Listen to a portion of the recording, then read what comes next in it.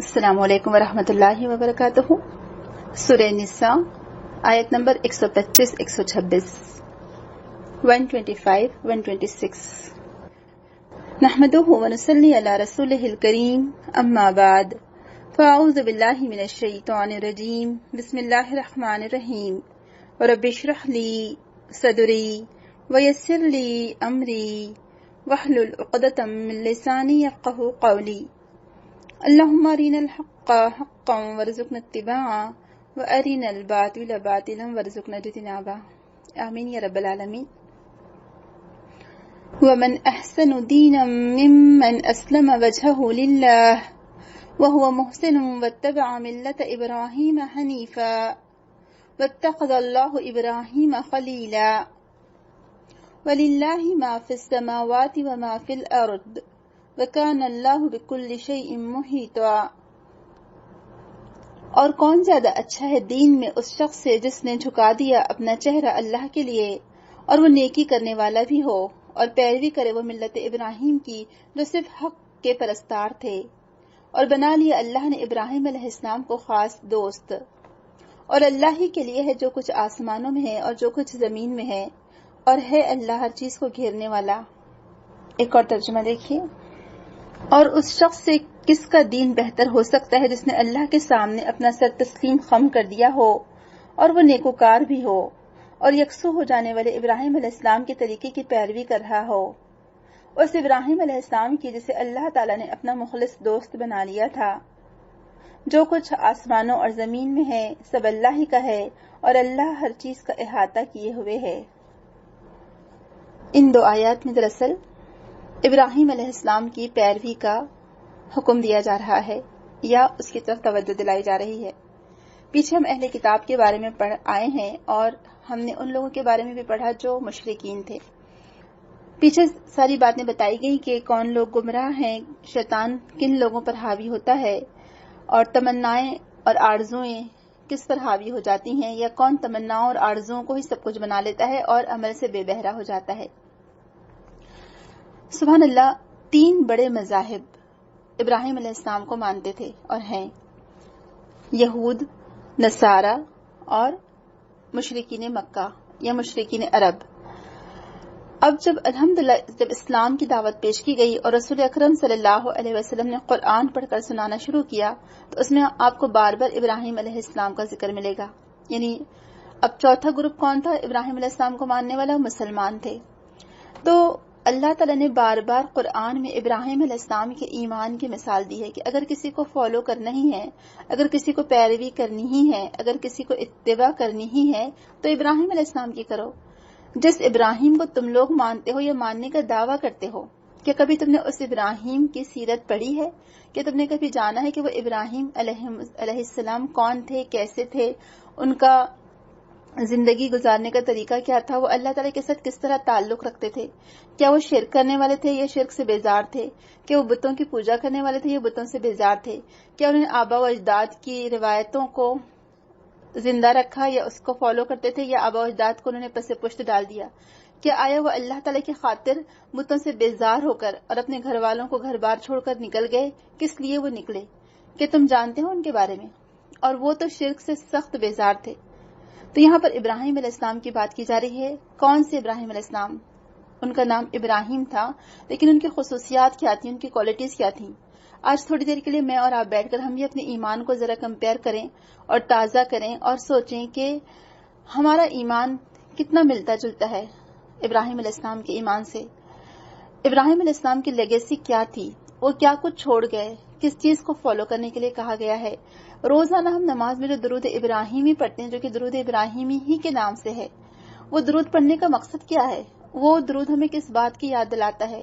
پورا قرآن آپ دیکھ لیجئے، جز نمبر 1 سے لے کر جز نمبر 30 تک، شروع سے آخر تک، آپ کو کون سی ایسی جگہ ہے جہاں پر آپ کو ابراہیم علیہ السلام کی پیروی کرنے کی تعلیم نہ دی گئی ہو، جہاں ان کی توحید کو، ان کے اعمال کو بطور مثال نہ پیش کیا گیا ہو؟ اور یہ کون سے ابراہیم علیہ السلام تھے؟ کیسے تھے؟ کیا ان کی خصوصیات تھی؟ کیوں اللہ تعالیٰ نے ان کو خلیل بنایا؟ کبھی ہم نے جاننے کی کوشش کی؟ اذ قال له ربه اسلم قال اسلمت لرب العالمین، یہ تھے وہ ابراہیم علیہ السلام۔ کہ جب بھی اس کے رب نے اسے حکم دیا کہ اپنے رب کے لیے فرما بردار ہو جا، اس نے کہا کہ میں مالک کائنات کا فرما بردار ہو گیا۔ جب بھی کہا سر جھکا دو، سر تسلیم خم کر دیا۔ آج ہمارے ساتھ کتنی دفعہ ایسا ہوتا ہے کہ اللہ تعالیٰ کے بہت سارے احکام میرے اور آپ کے سامنے آتے ہیں، کیا ہم بغیر چوں چرا کیے، بغیر کچھ شک و شبے میں مبتلا ہوئے، بغیر کچھ جھجکتے ہوئے، ہچکچاتے ہوئے، کیا ہم فوراً سرنڈر کر دیتے ہیں اپنے آپ کو؟ فوراً ہم اپنا سر جھکا دیتے ہیں؟ کیا ہم اسلم کہتے ہیں؟ کیا ہم سمعنا و اطعنا کہتے ہیں؟ ہمارے پر معاشرے کا بوجھ ہے، ہائے معاشرہ کیا کہے گا، لوگ کیا کہیں گے، ہائے بیٹی کے سسرال والے کیا کہیں گے، بیٹے کے سسرال والے کیا کہیں گے، پڑوسی کیا کہیں گے، رشتہ دار کیا کہیں گے، سب کا ہم کو ڈر اور فکر سب کی ہے۔ ہم آج تک انہی روایتی رسم رواج میں اور انہی جکڑ بندیوں میں، انہی بیڑیوں میں غرق اور ڈوبے ہوئے ہیں اور بندھے ہوئے ہیں جس کو توڑنے کے لیے رسول اکرم صلی اللہ علیہ وسلم تشریف لائے تھے۔ اللہ تعالیٰ فرماتے کہ ہمارا رسول اس لیے آیا ہے کہ جو بوجھ تم لوگوں نے اٹھا رکھے ہو بیڑیوں کے، جو بیڑیاں تم نے ڈال رکھی ہیں رسم رواج کی، اپنے معاشرے کی، ان بیڑیوں کو ہمارے رسول توڑنے اور نکالنے کے لیے آئے ہیں، ان بیڑیوں سے آزاد کرانے کے لیے آئے ہیں۔ لیکن آج ہم انہی جکڑ بندیوں میں بند ہیں، ان بیڑیوں میں ہم اپنے آپ کو جکڑے ہوئے ہیں اور ہم آزاد بھی نہیں ہونا چاہتے اس سے۔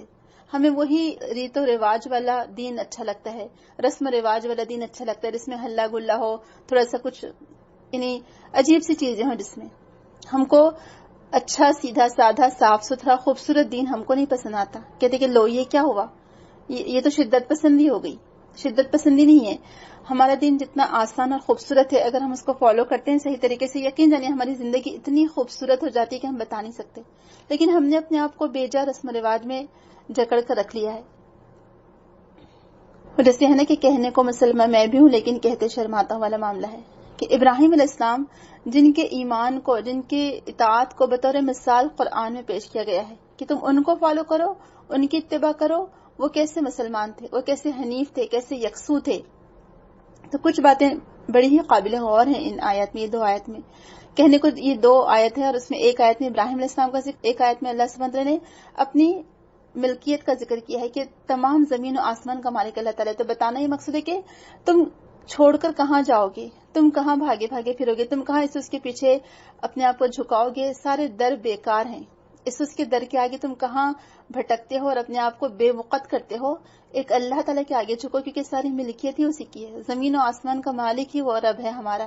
تم کیوں اس کو چھوڑ کر ادھر ادھر راستے تلاش کر رہے ہو، تم یہاں اور سیدھا جیسے ابراہیم علیہ السلام نے کیا تھا، تم ابراہیم علیہ السلام کے طریقے کو فالو کرو، کیوں تم رسم رواج میں جکڑے ہوئے۔ تو اوپر جو ہے لفظ آیا تھا، اگر آپ دیکھیں گے کیونکہ یہاں پر احسن کا ذکر آیا ہے کہ کون ہے جو فالو کرے، یعنی جو بھی فالو کرتا ہے دین کا احسن طریقہ یا احسن طریقے کو، اور وہ اپنا چہرہ جھکاتا بھی ہو اللہ کے آگے، اپنے آپ کو سرنڈر کر دیتا ہے، تو اس کے مقابل میں اوپر لفظ آتا ہے کہ من یعمل سوءا یجز بہ، جو برا کرے گا اس کو اس کا بدلہ ملے گا۔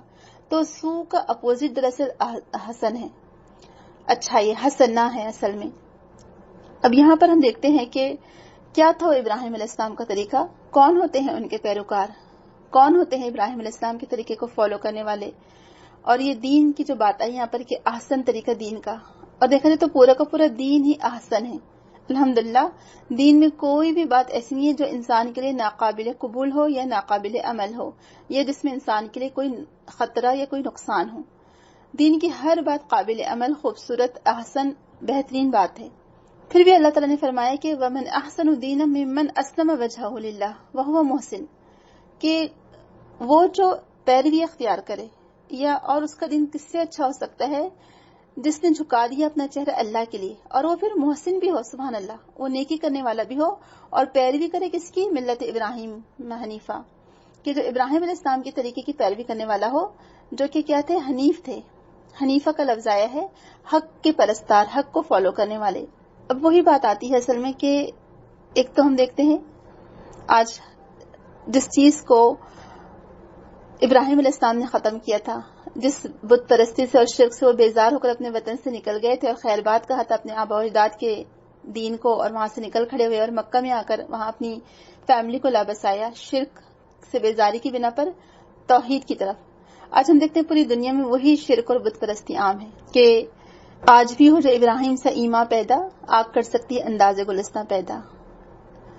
صنم کدا ہے جہاں لا الہ الا اللہ، کہ پوری دنیا دیکھا جائے تو صنم کدا بن چکی ہے، اور آج ہم کو ابراہیم علیہ السلام کے اس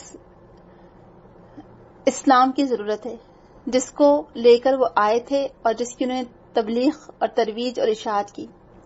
ہر طرف بت پرستی ہے، کوئی پتھروں کے بتوں کو پوج رہا ہے، کوئی برانڈز کے بتوں کو پوج رہا ہے، کوئی نفس پرستی میں مبتلا ہے، کوئی آبا و اجداد کی بت پرستی میں مبتلا ہے، یعنی ان کی پیروی میں اندھا دھند ہو کر ہم اپنے آبا و اجداد کی پیروی کرتے چلے جا رہے ہیں، کوئی رسم و رواج میں جکڑا ہوا ہے۔ ان تمام بتوں سے آزاد کرانے کے لیے ہم کو ابراہیم علیہ السلام کا طریقہ فالو کرنا پڑے گا اگر ہم چاہتے ہیں کہ ہم اپنے آپ کو تمام شرک اور بت پرستی سے آزاد کروائیں۔ تو دین ابراہیم یعنی اللہ تعالیٰ نے جو دین بھیجا اس دین کی پیروی کرنا ہے۔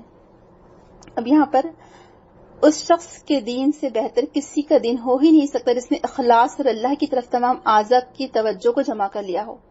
یعنی جب ہم نماز پڑھیں، جب ہم اپنے کوئی کام کریں تو ہمارا دل بھی اور ہمارے اعضاء بھی یہ گواہی دے رہے ہیں کہ ہم صرف اللہ کی خاطر یہ کام کر رہے ہیں، ہمارے اعضاء کسی کام میں لگے ہوئے ہیں تو وہ اللہ کے لیے ہو۔ تو یہاں پر دراصل اخلاص مراد ہے، اور چہرے کا اللہ تعالیٰ کے سامنے جھک جانا ہے، جو ہمارے دل کی خشوع کو، اس کی توجہ، اس کی انابت اور اس کے اخلاص پر دلالت کرتے کہ ہمارا اللہ کی طرف لوٹنا، رجوع کرنا، اس کے آگے جھکنا، یہی چیز اللہ تعالیٰ کو مطلوب اور درکار ہے۔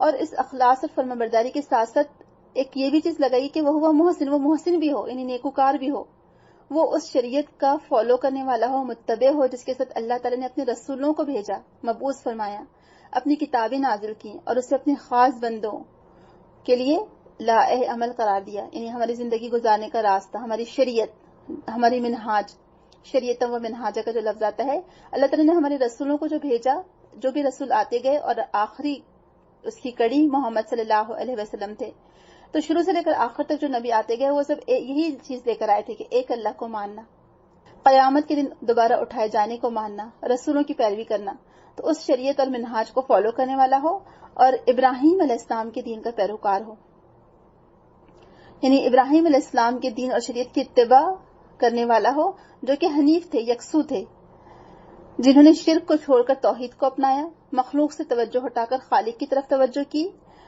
جو ابراہیم علیہ السلام کے طریقے کو فالو کرے گا وہی کامیاب ہوگا۔ اور یہ کون تھے؟ جنہوں نے اللہ تعالیٰ کے ہر حکم پر سر اطاعت جھکا دیا۔ اور ابراہیم علیہ السلام کو اللہ تعالیٰ نے خلیل بنا لیا۔ خلتن کیا ہوتا ہے؟ جب محبت کی جو اعلیٰ ترین کوالٹی ہو سکتی ہے وہ خلہ ہے، یہ محبت کا اعلیٰ ترین مقام اور مرتبہ ہے۔ کہا جاتا ہے کہ دو خلیلوں کو جو حاصل ہوا، ایک تو رسول اکرم صلی اللہ علیہ وسلم کو، کہ آپ نے ابوبکر صدیق سے کہا تھا کہ اگر مجھے خلیل بنانے کی اجازت ہوتی یا اگر میں کسی کو خلیل بناتا تو وہ ابوبکر ہوتے، لیکن میرے لیے کہاں گنجائش ہے، یعنی اللہ تعالیٰ نے آپ کو اپنا خلیل بنایا، اور ابراہیم علیہ السلام کو اللہ تعالیٰ نے اپنا خلیل بنایا۔ آپ دیکھیں یہ لقب قرآن میں صرف ابراہیم علیہ السلام کو ملا ہے، سبحان اللہ، اور حدیث سے پتہ چلتا ہے کہ محمد صلی اللہ علیہ وسلم کو ملا۔ تو یہ دو خلیل تھے جنہوں نے ساری محبتوں کو اپنے دل سے خالی کر لیا تھا اور خالص اللہ کی محبت اس میں بھر دی تھی۔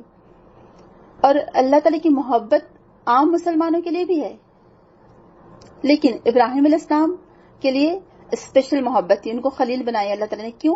کیونکہ انہوں نے اللہ تعالیٰ کے تمام احکامات کو پورا کیا، ہر آزمائش میں پورے اترے، بس اللہ تعالیٰ نے انہیں تمام لوگوں کا امام ٹھہرایا اور اپنا خلیل بنا لیا، اور تمام جہانوں میں ان کے ذکر کو بلند کیا، سبحان اللہ۔ دو تین الفاظ جو قابل غور ہیں اس کا ہم تھوڑا سا تجزیہ کر لیتے ہیں جو یہاں پر آئے ہیں، اس کے بعد انشاءاللہ پھر اس بات کو سمجھنے کی کوشش کریں گے، اور امید ہے اس سے بات اور اچھی طریقے سے سمجھ میں آئے گی۔ پہلے جو لفظ یہاں پر آئے کہ وَمَنْ أَحْسَنُ دِينًا مِمَّنْ، کہ اور کون زیادہ اچھا ہے دین میں اس شخص سے جس نے جھکا دیا اپنا چہرہ للہ اللہ کے لیے، وہ محسن، اور وہ محسن بھی ہو۔ تو احسن اور محسن ایک ہی روٹ سے نکلے ہیں۔ احسن کیا ہوتا ہے تھوڑا سا اس کو سمجھتے ہیں، کیونکہ یہ لفظ ہم کو قرآن اور حدیث میں دونوں میں بہت ملتا ہے۔ آپ کو حدیث احسان بھی یاد ہوگی کہ جبریل امین آئے تھے رسول اکرم صلی اللہ علیہ وسلم کو خاص طور سے سکھانے کے لیے، دین سکھانے کے لیے، اور آخری بات انہوں نے جو پوچھی تھی وہ یہ تھی کہ احسان کیا ہے، اور انہوں نے احسان کی ڈیفینیشن کیا بتائی تھی کہ تم اللہ کی عبادت اس طرح کرو جیسے کہ تم اللہ تعالیٰ کو دیکھ رہے ہو، اور یا پھر یہ محسوس کرو کہ وہ تمہیں دیکھ رہا ہے۔ تو احسان یا حسن، محسن، حسنہ، حسن سے نکلا ہے، ہا سین نون اس کا روٹ ہے۔ الحسن ہر خوشکن اور پسندیدہ چیز کو کہا جاتا ہے، اور اس کی تین قسمیں بتائی گئی ہیں مفردات القرآن میں۔ وہ چیز جو عقل کے اعتبار سے پسندیدہ ہو، دوسرا وہ جو خواہش نفسانی کی روح سے پسندیدہ ہو، یعنی ہمارا دل بھی اس کو پسند کرے، اور تیسرا صرف نگاہ میں بھلی معلوم ہو، یعنی بظاہر اوپری ظاہری طور پر سے وہ خوبصورت لگ رہی ہو۔ اور الحسنہ ہر وہ نعمت جو انسان کو اس کے نفس یا بدن یا اس کی کسی حالت میں حاصل ہو کر اس کے لیے خوشی کا باعث بنے، حسنہ کہلاتی ہے۔ اب یہاں پر ہم دیکھتے ہیں کہ حسنہ سے مراد یا حسن سے مراد یا حسن سے مراد فراخ دلی، وسعت اور کامیابی ہے، اور سیئہ اس کا الٹ ہے، اس سے مراد ناکامی اور تنگی ہے۔ اب یہاں پر ہم دیکھتے ہیں کہ اللہ تعالیٰ نے ایک تو دین کو کہا کہ وَمَنْ أَحْسَنُ دِينًا، پھر وَهُوَ مُحْسِنٌ، یہ دونوں الفاظ قابل غور ہیں، یعنی ایک ہی آیت میں آ چکے ہیں، ہر ایک ہی آیت میں استعمال ہوئے ہیں۔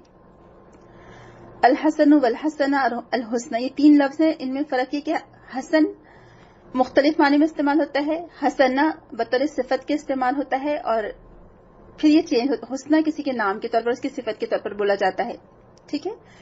اب یہاں پر ہم دیکھتے ہیں کہ لیکن قرآن میں جو لفظ آیا ہے حسن کا، زیادہ تر اس چیز کے متعلق استعمال ہوا ہے جو عقل و بصیرت کی روح سے اچھی ہو، ٹھیک ہے۔ نہیں، قرآن میں خاص طور سے یہ جب لفظ آتا ہے ظاہری حسن پرستی کے لیے، ظاہری حسن کے لیے نہیں آیا، بلکہ یہ لفظ اسپیشلی سیرت کے لیے، عقل کے لیے، بصیرت کے لیے استعمال ہوا ہے کہ جو عقل اور بصیرت کے لحاظ سے اچھی ہو۔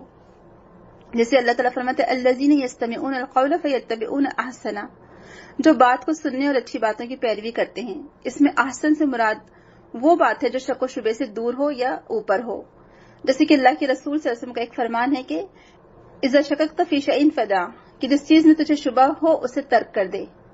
تو اس سے پتہ چلتا ہے کہ احسن وہ بات ہے جو ہر شک و شبے کو دور کر دے، یعنی آپ دین کے ایسے فالوور ہو اور اس میں آپ عمل جب کریں تو ہر شک و شبے والی چیز کو آپ چھوڑ دیں، ٹھیک ہے، یہ احسن ہوا۔ پھر ہم یہ بھی دیکھتے ہیں کہ وَمَنْ أَحْسَنُ مِنَ اللَّهِ حُكْمًا لِقَوْمٍ يُوقِنُونَ، اور جو یقین رکھتے ہیں ان کے لیے اللہ سے اچھا اور کس کا حکم ہو سکتا ہے۔ تو یہاں پر دراصل آیا ہے کہ جو یقین کی کیفیت کو پہنچے ہوئے ہوتے ہیں وہی لوگ، ان کا ہی قول اچھا ہوتا ہے۔ تو یہاں یوقنون کی خاص طور سے تخصیص کیوں کی گئی ہے؟ تو اس سے پتہ چلتا ہے کہ اللہ تعالی کے احکام کا حسن اسی شخص کے سامنے ظاہر ہوگا جو پاکیزہ نفس ہو اور حکمت الہی پر اس کی نظر ہو، ورنہ جہاں پر تو یہ راز منکشف نہیں ہو سکتا وہاں اللہ تعالیٰ کے حکم کی پیروی نہیں ہو سکتی۔ یعنی جن لوگوں کے دل کے اندر یقین ہوتا ہے اور اللہ تعالیٰ کے وہ حکم کے اس حسن کو جانتے ہیں، وہی لوگ نیکی پر آمادہ ہو سکتے ہیں۔ اور احسان دو معنوں میں استعمال ہوتا ہے، پہلا یہ کہ دوسروں پر انعام کرنا، اور دوسرا یہ کہ اپنے فعل میں حسن پیدا کرنا، اور یہ چیز حسن علم اور حسن عمل سے پیدا ہوتی ہے۔ اور اسی لیے امیر المومنین نے فرمایا الناس ابناء ما یحسنون، یعنی لوگ اپنے علم و فضل اور اعمال حسنہ کی طرف منسوب ہوتے ہیں۔ پھر اللہ تعالیٰ فرماتے الذی احسن کل شیء خلقہ، جس نے ہر چیز کو اچھی طرح بنایا، اس کو پیدا کیا، یعنی احسن طریقے پر پیدا کیا۔ پھر یہاں پر ہم دیکھتے ہیں کہ اللہ تعالیٰ تمہیں عدل اور احسان کا حکم دیتا ہے۔ تو احسان کیا ہے؟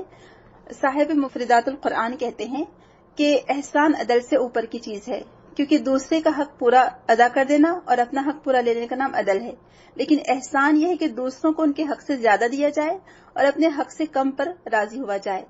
لہٰذا احسان کا درجہ عدل سے بڑھ کر ہے، اور انسان پر عدل و انصاف سے کام لینا تو واجب اور فرض ہے، مگر احسان پسندیدہ ہے، سمجھے، یعنی اس کو انسان کے خود کے عمل پر چھوڑ دیا گیا ہے۔ تو اسی لیے جو کہا گیا کہ اور اس شخص سے کس کا دین اچھا ہو سکتا ہے جس نے اللہ کے حکم کو قبول کیا اور نیکوکار بھی ہو۔ تو اس سے پھر کیا پتہ چلتا ہے کہ وہ سب سے اچھا شخص ہے محسنین۔ اور اسی لیے آپ دیکھیں کہ جو محسنین کے لیے قرآن میں الفاظ آئے ہیں کہ اللہ تعالیٰ کے پسندیدہ بندے کون ہوتے ہیں؟ جو محسن ہوتے ہیں۔ اسی لیے اللہ تعالیٰ قرآن میں بار بار فرماتے ہیں کہ ان اللہ مع المحسنین، بے شک اللہ تعالیٰ محسنین کے ساتھ ہے۔ ان اللہ یحب المحسنین، بے شک اللہ تعالیٰ نیکی کرنے والوں کو دوست رکھتا ہے، محبت کرتا ہے ان سے۔ ما علی المحسنین من سبیل، نیکوکاروں پر کسی طرح کا الزام نہیں ہے۔ تو یہ آپ دیکھیں کہ یہ احسن، اب اس سے کیا پتہ چلا کہ محسن کون ہوتا ہے یا احسان کس کو کہیں گے؟ جو دین میں شک و شبے سے بالاتر ہو کر ہر چیز کو فالو کرے، اس کے دل میں کوئی شک و شبہ نہ ہو، یہ اللہ تعالیٰ کے احکام کا حسن اس کے اندر سما جائے اور وہ جان لے اور یقین کرے کہ اللہ تعالیٰ نے میرے لیے جو بھی احکام نازل کیے ہیں اس میں سراسر میرے لیے بھلائی ہے، اور اس کو وہ خوش دلی سے ادا کرے۔ پھر دوسروں کو دیتے وقت تو ان کے حق سے زیادہ دے، اور اپنی جب باری آئے لینے کی تو اپنے حق سے کم پر بھی راضی ہو جائے، وہ محسن ہوتا ہے۔ تو اس لیے یہاں پر کہا جا رہا ہے کہ وہ شخص جو اللہ کے دین کو فالو کرنے والا ہو وہ کیسا ہوتا ہے. تو دین ابراہیم کی جو صفات بتائی گئی کہ ابراہیم علیہ السلام کے دین کی قابل ذکر صفات 2 ہیں. یاد رکھیے، ایک یہ کہ اللہ کے مقابلے میں انہوں نے تمام جتنی بھی سرکش قوتیں تھیں، طاقتیں تھیں، شیطانی قوتیں، سب سے ٹکر مول لی. اس وقت کے بادشاہ سے وہ ٹکرائے ہے نا، نمرود جو تھا اس سے ٹکرائے. تقلید آبا کا انکار کیا، یعنی ان کے باپ نے کتنا فورس کیا، ان کو کتنی زبردستی کی، لیکن انہوں نے اپنے باپ کی بھی بات نہیں مانی، اس کا بھی انکار کیا. تقلید آبا کا انکار کیا. بت پرستی اور نجوم یعنی ستارہ پرستی، اس سے ٹکر لی. اس وقت کی جتنی جو بڑی بڑی قوتیں طاقتیں تھیں، مذہبی طور پہ یا خاندانی طور پہ یا پھر حکومت کے لیول پر، سب سے انہوں نے ٹکر لی. آپ دیکھیں ایک اکیلے نوجوان ینگ سے لڑکے 20 سال کے، کہا جاتا ہے کہ 19 سے 20 سال کے تھے. آپ دیکھیں کتنی ان کی ہمت تھی ماشاءاللہ. یہ ان کو کس نے دیا تھا یہ ہمت طاقت؟ یہ ان کے ایمان نے ان کو طاقت بخشی تھی ماشاءاللہ. نمرود کی خدائی کا انکار کیا.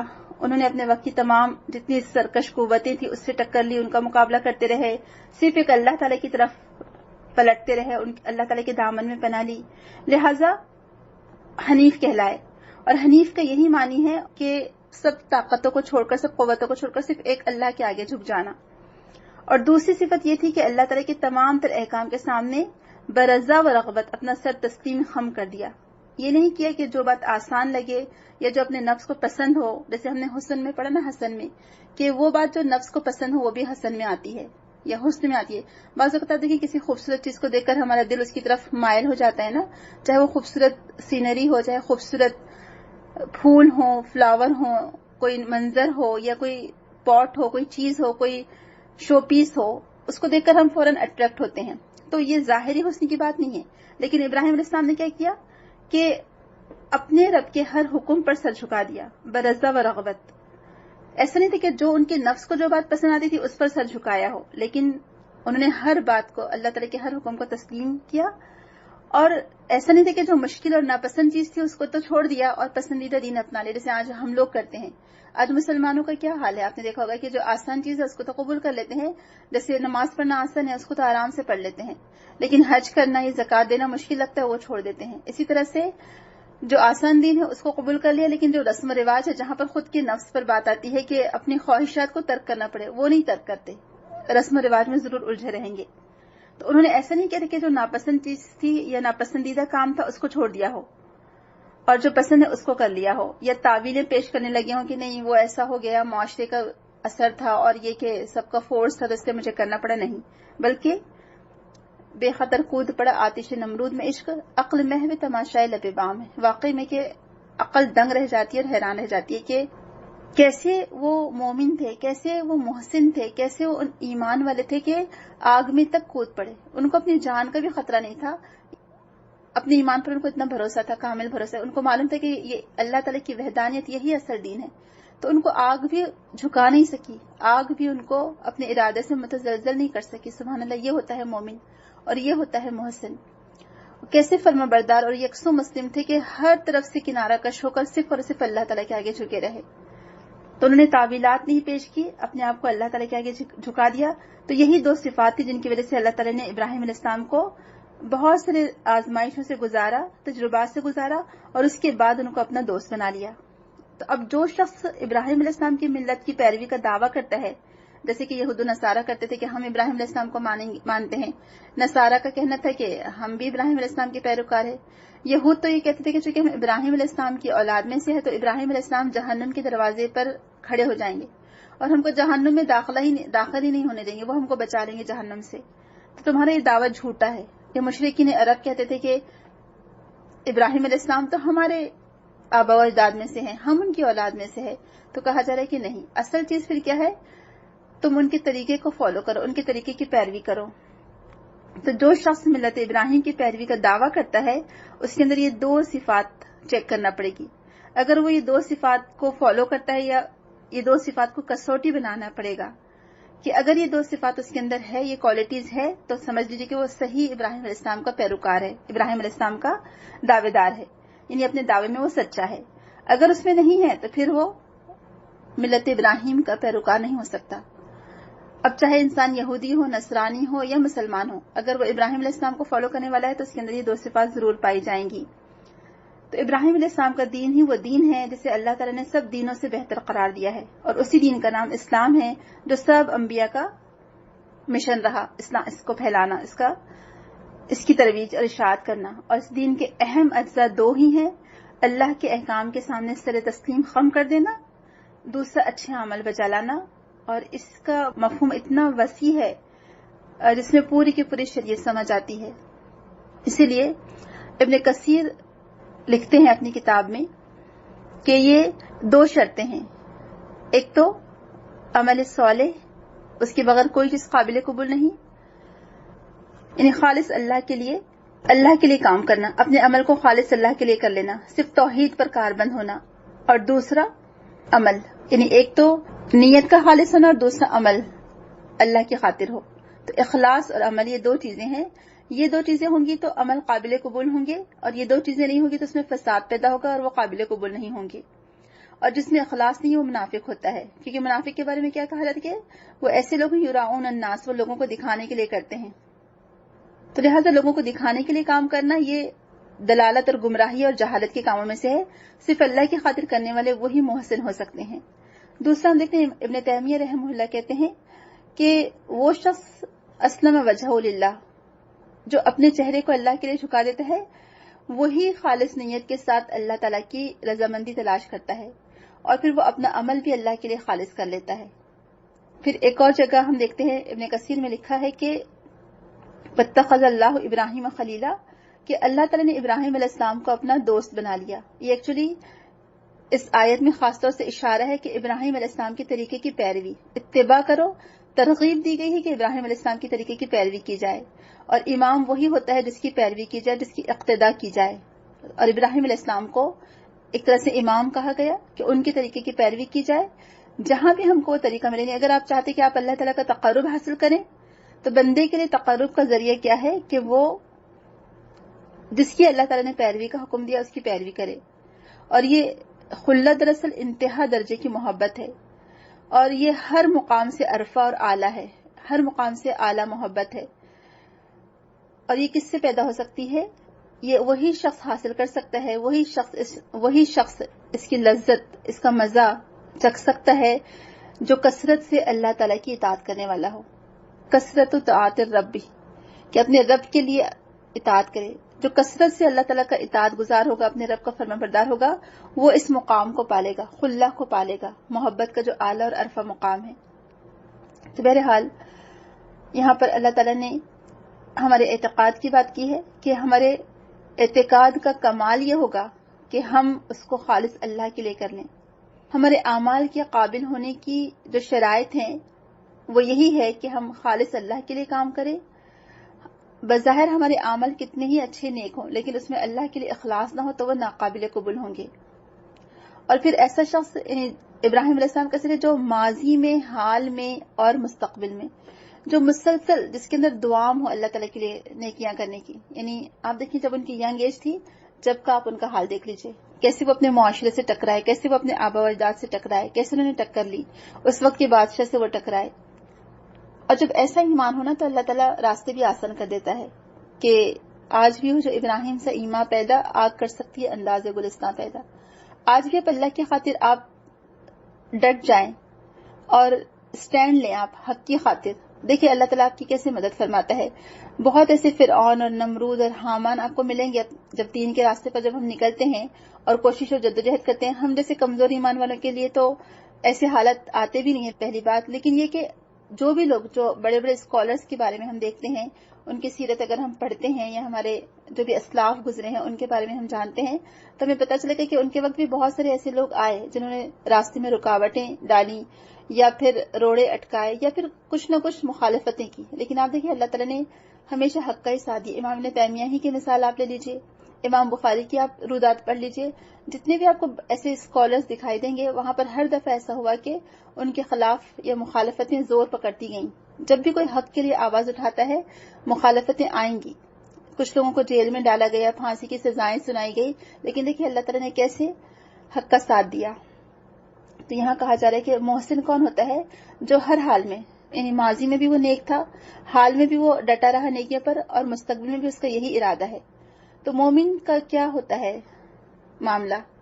وہ غفلت نہیں برتتا، وہ اپنے اصل سے ہٹتا نہیں ہے. اور احسان یہ ہے کہ یہ تمام چیزیں اس کے دل کے اندر راسخ ہو جاتی ہیں. یعنی اللہ کی خاطر ہر تکلیف برداشت کرتے چلے جانا، ہر آزمائش میں پورا اترنا، ایمان اس کے دل میں راسخ ہو جاتا ہے تو پھر اللہ تعالیٰ اس سے محبت کرنے لگتا ہے، اور بندہ یہ چیزیں اپنے اندر محسوس کرنے لگتا ہے کہ واقعی میں اللہ تعالیٰ بھی اس کی مدد فرما رہا ہے. تو پھر ہمیں کیا کرنا ہوگا کہ ماضی، حال اور مستقبل میں اپنے اعمال کو دیکھتے رہنا ہے کہ ہم نیک عمل واقعی میں کر رہے ہیں نہیں کر رہے ہیں. اور دوسری بات یہ کہ غفلت نہ برتے اور آگے بڑھتے چلے جائیں. مومن وہی ہوتا ہے جو دھیرے دھیرے آگے بڑھتا ہے، غفلت کی زندگی نہیں گزارتا، اللہ تعالیٰ کا قرب حاصل کرنے کی کوشش کرتا ہے، اپنے اندر احسان کی صفت پیدا کرتا چلا جاتا ہے، اور پھر اس کا ایمان راسخ ہوتا چلا جاتا ہے الحمدللہ. تو پھر اللہ تعالیٰ اسے دوست بنا لیتا ہے. تو ابراہیم علیہ السلام کو اللہ تعالیٰ نے اپنا دوست بنایا. خلہ خالی ہونے کو کہتے ہیں، جن کا دل ہر طرح کی دوستی سے خالی تھا، صرف اللہ کی محبت اس میں بھری ہوئی تھی.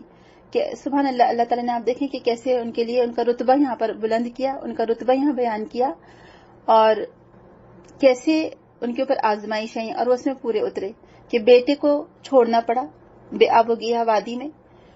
پھر ہم دیکھتے ہیں کہ بیٹے اور بیوی کو چھوڑنا پڑا. جب بیٹا چلنے پھرنے کی عمر کے قابل ہوا تو اللہ تعالیٰ کی طرف سے حکم آیا، خواب میں دکھایا گیا کہ آپ اپنے بیٹے کو ذبح کر رہے ہیں، اور انبیاء کے خواب سچے ہوتے ہیں.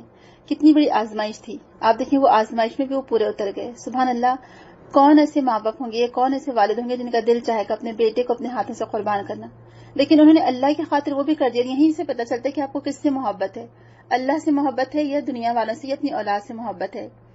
تو بہرحال انہوں نے اللہ کی خاطر اپنے بیٹے کو، بیوی کو دور دراز کی وادی میں چھوڑ دیا، بیٹے کو قربان کرنے کے لیے تیار ہو گئے، اور آخرکار اللہ تعالیٰ نے ان کو خلیل کے لقب سے نوازا. تو یہ حنیف، یہ بھی لقب ابراہیم علیہ السلام کا آیا ہے. تو حنیف کیا ہوتا ہے وہ بھی ہم ایک نظر دیکھ لیتے ہیں. حنف کے معنی ہوتے ہیں گمراہی سے استقامت کی طرف مائل ہونا، اور اس کے مقابل جنف آتا ہے جس کے معنی ہوتے ہیں استقامت سے گمراہی کی طرف جانا. حنیف یہ فعیل کے وزن پر ہے، جو باطل کو چھوڑ کر استقامت پر آ جائے وہی حنیف کہلاتا ہے. جیسے قرآن میں آتا ہے قانتا للہ حنیفہ، اور اللہ کے فرمانبردار تھے جو ایک کے ہو کر رہے. حنیفہ مسلمن، سب سے بے تعلق ہو کر ایک اللہ کے ہو رہے تھے. حنیف کی جمع حنفاء آتی ہے. قرآن میں اللہ تعالیٰ فرماتا ہے وَاجْتَنِبُوا قَوْلَ الزُّورِ حُنَفَاءَ لِلَّهِ، اور جھوٹی بات سے اجتناب کرو صرف ایک اللہ کے ہو کر. تو بہرحال استقامت کی تلاش کے لیے لفظ آتا ہے تو ہر وہ شخص جو بیت اللہ کا حج کرتا اور خط نہ کرواتا، عرب کے لوگ اسے حنیف کہہ کر پکارتے تھے. اور اسی لیے دین حنیف کے پیروکار زمانے جاہلیت میں وہ لوگ دین حنیف کے پیروکار کہلاتے تھے جو ابراہیم علیہ السلام کے دین کو جانتے تھے. اور اگر آپ نے سیرت پڑھی ہوگی، عمر رضی اللہ عنہ کتاب جانتے ہوں گے، سیرت النبی میں بھی ہم نے ذکر کیا تھا اس کا کہ حنفاء 4 لوگ کہلائے، لیکن 2 لوگ واقعی میں حنیف تھے جنہوں نے کوئی اور دین کو قبول نہیں کیا. باقی 2 لوگ تو کرسچینٹی کی طرف راغب ہو گئے تھے، انہوں نے نصرانیت قبول کر لی تھی، جیسے کہ ورقہ بن نوفل تھے اور ایک اور تھے شخص مدینہ کے جنہوں نے بھی نصرانیت قبول کر لی تھی. لیکن جو 2 لوگ تھے وہ دین حنیف پر باقی رہے. ان 4 کو پہلے حنفاء کہا جاتا تھا، اور اس میں زید بن عمرو بن نفیل تھے جو کہ ایک اکیلے امت کی حیثیت سے اٹھائے جائیں گے. ان کی ہم کو تعریف ملتی ہے صحیح احادیث سے بھی، رسول اللہ کی باتوں سے اور صحابہ کے سے پتہ چلتا ہے کہ انہوں نے ماشاءاللہ اس زمانے میں بھی جبکہ کوئی دین کا کوئی صحیح پیروکار باقی نہیں بچا تھا، کوئی تعلیمات زندہ نہیں بچی تھی، ایسے موقع پر بھی وہ حنیف تھے. کہا جاتا ہے کہ جب عرب بالکل بت پرستی اور شرک میں گھرا پڑا تھا، اٹا پڑا تھا، ہر طرف بت ہی بت تھے. کہا جاتا ہے کہ ہر جگہ انہوں نے بت بنا رکھے تھے، اور یہاں تک پتہ چلتا ہے کہ کچھ قبیلے تو ایسے تھے جن کے اندر ہزاروں نہیں کروڑوں بت تھے. اور وہ خود اپنے بتوں کے بارے میں کہتے ہیں کہ ہمارا یہ حال تھا کہ چھوٹے بڑے بت ہمارے ساتھ سفر میں شامل ہوتے تھے جب ہم سفر میں ساتھ لے جاتے تھے، اور جنہیں گھر میں رکھنا آسان ہوتا تھا. امام بخاری رحمہ اللہ نے اپنی صحیح میں ابو رجاء الطاردی سے بیان کیا کہ ہم پتھر کی پوجا کیا کرتے تھے، جب ہمیں اس سے عمدہ پتھر مل جاتا تو ہم پہلا پتھر پھینک دیتے اور دوسرا لے لیتے تھے. اگر ہمیں کوئی پتھر نہ ملتا تو ہم مٹی کی ایک ڈھیری بناتے، اس پر بکری کا دودھ دھوتے اور اس کا طواف شروع کر دیتے تھے. اور یہ بت پرستی ہر طرف عام تھی. دین ابراہیم کے جو باقی لوگ تھے وہ بھی تحریف کا شکار ہو چکے تھے، یعنی تغیر اور تبدل ہو چکا تھا دین میں. حج ایک ایسا معمہ بن گیا تھا جس میں وہ خاندانی نسلی یا اپنے آبا کے کارنامے بیان کرتے تھے یا ایک دوسرے پر فخر کا اظہار کرتے تھے. توحید کے عقائد و نظریات اپنی حقیقت کھو چکے تھے اور بہت سی خرافات اور من گھڑت کہانیاں اس میں شامل ہو چکی تھیں. ہاں، لیکن کچھ ایسے موحدین ضرور تھے جنہوں نے بت پرستی اور اس سے متعلق امور کو ٹھکرا دیا تھا، اور انہی میں ایک زید بن عمرو بن نفیل تھے جو بتوں کے نام پر جانور ذبح نہیں کرتے تھے اور نہ مردار اور خون کو حلال سمجھتے تھے. صحیح بخاری میں امام بخاری نے صحیح میں زید بن عمرو بن نفیل کا واقعہ بیان کیا ہے. عبداللہ بن عمر رضی اللہ عنہما سے روایت ہے کہ نبی کریم صلی اللہ علیہ وسلم ایک دفعہ زید بن عمرو بن نفیل سے بلدہ کے دامن میں ملے، یعنی علاقے کا نام ہے مکہ میں. ابھی آپ پر نزول وحی کا آغاز نہ ہوا تھا. وہاں جب رسول اللہ کے سامنے کھانا پیش کیا گیا تو آپ نے اسے کھانے سے انکار کر دیا. پھر زید نے بھی کہا کہ میں وہ چیز نہیں کھاتا جو تم اپنے بتوں کے نام پر ذبح کرتے ہو، میں تو صرف وہی کھاتا ہوں جس پر اللہ تعالیٰ کا نام لیا گیا ہو. اور پھر زید بن عمرو نے قریش کے ذبیحے پر اعتراض کر کے کہا کہ وہ کہتے تھے کہ مشرکین کے ان ذبحوں پر وہ ناگواری کا اظہار کرتے ہوئے اپنے اسے بڑا گناہ سمجھتے تھے، اور کہتے تھے کہ بکری کو اللہ نے پیدا کیا، اسی نے اس کے لیے آسمان سے پانی اتارا اور اپنی زمین میں گھاس پیدا فرمائی، پھر تم اسے غیر اللہ کے نام پر ذبح کرتے ہو. صحیح بخاری کی حدیث ہے یہ. اور یہی تھے جو حنیف تھے، جن کو حنیف کہا گیا، زید بن عمرو بن نفیل کو، جو دین حنیف کے پیروکار تھے. اصل میں اس وجہ سے ان کو حنیف کہا گیا کہ دین حنیف کی پیروی کرنے والے. اور ابھی رسول اکرم کو رسالت نہ ملی تھی کہ ان کا انتقال ہو گیا. کہا جاتا ہے انہوں نے بہت ملک در ملک چھان ماری حق کی تلاش میں. لوگوں نے ان کو نصرانیت قبول کرنے کے لیے بہت اکسایا، لیکن انہوں نے نصرانیت کا بھی مطالعہ کیا، یہودیت کا بھی مطالعہ کیا، لیکن کہنے لگے کہ نہیں، یہ بھی سب بیکار ہے، اس میں بھی سب جھوٹ سچ شامل کر دیا گیا ہے، یہ دین حنیف کے پیروکار نہیں ہو سکتے، اور واپس مکہ آ گئے تھے. وہ کہا کرتے تھے کہ کیا میں ایک رب کی بندگی اختیار کروں یا ہزاروں آقاؤں کی؟ جب امور تقسیم کر دیے جائیں، میں نے لات و عزا سب کو چھوڑ دیا ہے. ایک باہمت اور جفاکش کا انداز یہی ہونا چاہیے. میں نہ تو عزا کی عبادت کروں گا اور نہ اس کی دونوں بیٹیوں لات و منات کی، اور نہ ہی بنو عمر کے دونوں بتوں کی زیارت کروں گا. نہ میں غنم کی پوجا کروں گا، اگرچہ ایک عرصہ ہم نے اسے اپنے رب بنائے رکھا جس وقت ہم زیادہ دور اندیش نہ تھے. میں تو صرف رحمان کو اپنا رب بنا کر اس کی عبادت کروں گا تاکہ معاف کر دینے والا رب میرے گناہ معاف فرما دے. سبحان اللہ. آپ دیکھیں، پھر ایک اور شخص ہم کو ملتا ہے. کہا جاتا ہے کہ جو ابراہیم اور اسماعیل علیہ السلام کے دین کے پیروکاروں میں سے تھے، قس بن ساعدہ ایادی.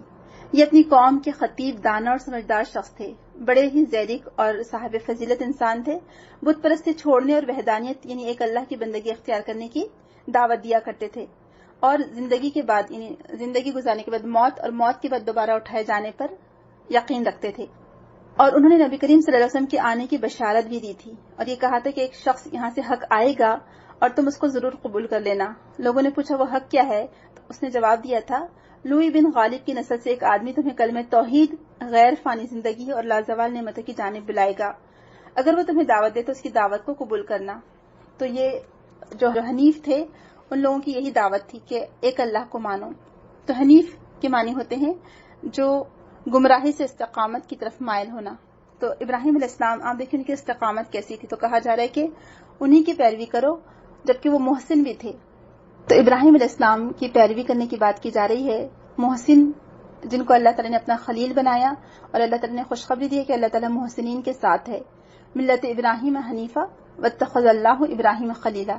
اللہ تعالیٰ نے ان کو اپنا دوست بنا لیا. اور یہ جو لقب ملا ہے خلیلہ کا، یہ کسی اور کو نہیں، قرآن میں تو کسی اور کو نہیں ملا، لیکن حدیث سے پتہ چلتا ہے کہ محمد صلی اللہ علیہ وسلم کو بھی اللہ تعالیٰ نے اپنا خلیل بنایا. تو بہرحال ہم کو اسی راستے کی پیروی کرنی ہے اور اسی راستے کی طرف بڑھتے رہنا ہے، کیونکہ آگے اللہ تعالیٰ فرماتا ہے کہ زمین اور آسمان کی میراث سب کچھ اللہ تعالیٰ کے لیے ہے. ہر چیز کا مالک وہی ہے، اور وہ ہر چیز کو گھیرے ہوئے ہے، ہر چیز کا احاطہ کیے ہوئے ہے. یعنی جزا اور سزا کا قانون بیان کرنے کے بعد یہ فرمانا کہ کائنات کی ایک ایک چیز اللہ ہی کی ملک ہے، اور اس لحاظ سے ہے کہ وہ اپنے اس قانون کو نافذ کرنے کی پوری قدرت اور طاقت رکھتا ہے.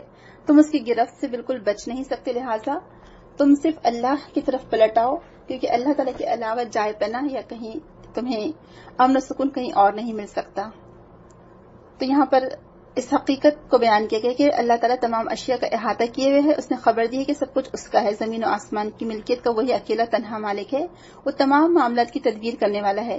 اس کے علم میں تمام معلومات کو، ہر چیز کو گھیر رکھا ہے. وہ ہر وقت سب کی بیک وقت سن بھی سکتا ہے، وہ سب معاملات کو دیکھ بھی رہا ہے. اس کی مشیت اور قدرت تمام موجودات پر نافذ، اور اس کی رحمت زمین و آسمان کی تمام مخلوق پر سایہ کیے ہوئے ہے. وہ اپنے قہر اور غلبے کی بنا پر تمام مخلوق پر غالب ہے، اور تمام موجودات اس کے سامنے سر جھکائے ہوئے ہے. سبحان اللہ. واقعی میں ہم اس بات کی گواہی دیتے ہیں کہ ہم صرف ایک اللہ کی عبادت کرتے ہیں، اس کے ساتھ کسی کو شریک نہیں ٹھہراتے، اور اس بات پر ہمارا یقین اور ایمان ہے کہ تمام کائنات کا خالق اور مالک تنہا اللہ سبحانہ و تعالیٰ ہے۔ اللہ تعالیٰ ہمیں شرک سے محفوظ رکھے اور شرک کے قریب جانے سے بھی اللہ تعالیٰ ہم کو بچائے رکھے، آمین۔ سبحانک اللہم و بحمدک، اشہد ان لا الہ الا انت، استغفرک و اتوب الیک۔ السلام علیکم ورحمۃ اللہ وبرکاتہ۔ من يعمل سوءا يجز به ولا يجد له من دون الله وليا ولا نصيرا ومن يعمل من الصالحات من ذكر أو أنثى وهو مؤمن فأولئك يدخلون الجنة ولا يظلمون نقيرا ومن أحسن دينا ممن أسلم وجهه لله وهو محسن واتبع ملة إبراهيم حنيفا واتخذ الله إبراهيم خليلا وَلِلَّهِ مَا فِي السَّمَاوَاتِ وَمَا فِي الْأَرْضِ وَكَانَ اللَّهُ بِكُلِّ شَيْءٍ مُحِيطًا۔